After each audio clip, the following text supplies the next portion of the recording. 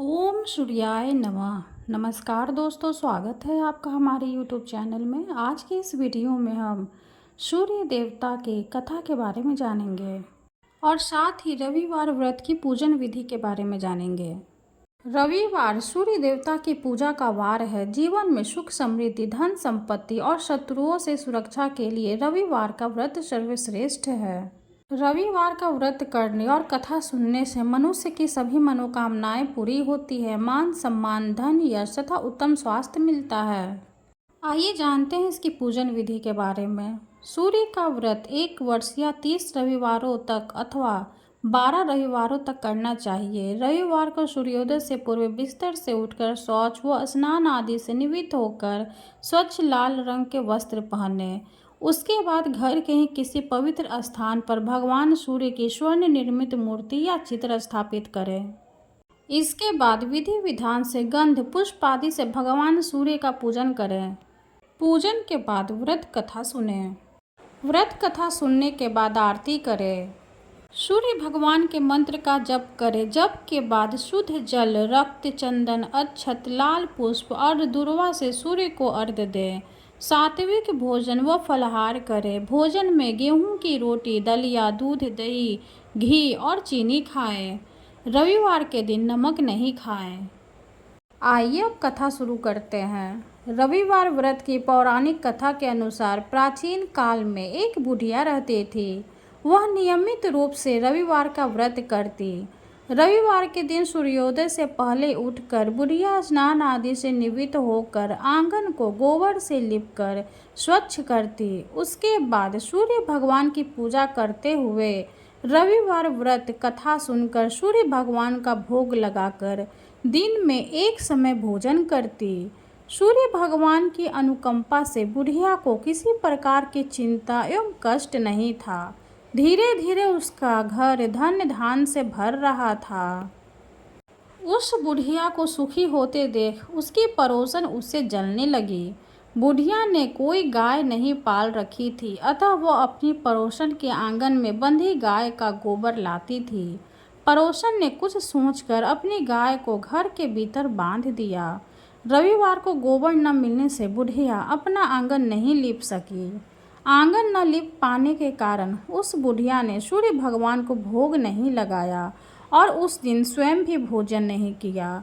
सूर्यास्त होने पर बुढ़िया भूखी प्यासी सो गई।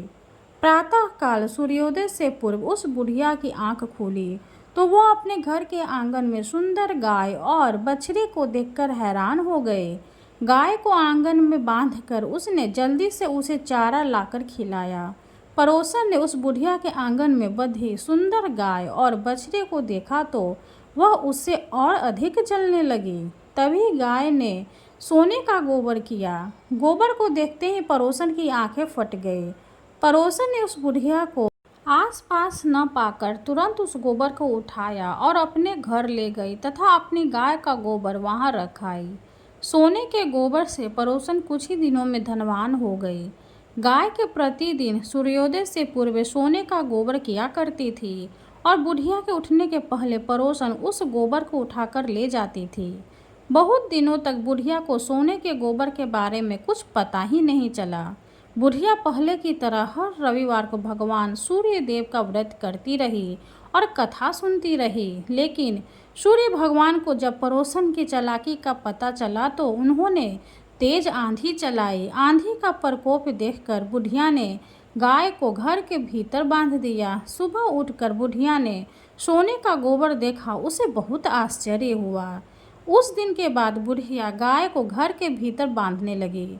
सोने के गोबर से बुढ़िया कुछ ही दिन में बहुत धनी हो गई।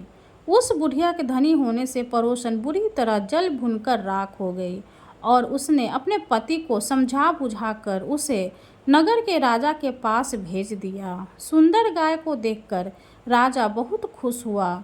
सुबह जब राजा ने सोने का गोबर देखा तो उसके आश्चर्य का ठिकाना न रहा।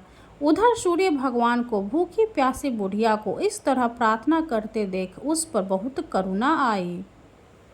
उसी रात सूर्य भगवान ने राजा को स्वप्न में कहा, राजन, बुढ़िया की गाय व बछड़ा तुरंत लौटा दो, नहीं तो तुम पर विपत्तियों का पहाड़ टूट पड़ेगा। तुम्हारा महल नष्ट हो जाएगा। सूर्य भगवान के स्वप्न से बुरी तरह भयभीत राजा ने प्रातः उठते ही गाय और बछड़ा बुढ़िया को लौटा दिया। राजा ने बहुत सा धन देकर बुढ़िया से अपनी गलती के लिए क्षमा मांगी।